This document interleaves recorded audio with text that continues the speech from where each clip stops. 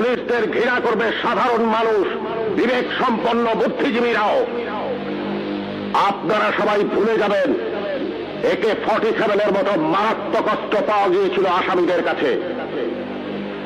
যদি জনগণের কাছে ধরা পড়ে ওই আসামিরা গণপিটুনিতে মারা যেত, আপনারাই বলতেন ভালো হয়েছে, পুলিশের কাছে গেলে ছাড়া পেয়ে যেত। একটা কথা মনে রাখবেন, পুলিশ কখনো আসামি ছাড়ে না।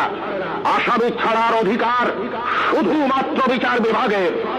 বলুন তো, AK-47 মতো রাইফেল কেন এদেশে আসবে, যা শুধু যুদ্ধক্ষেত্রে ব্যবহৃত হবে? কেন AK-47 বাংলাদেশে আসছে?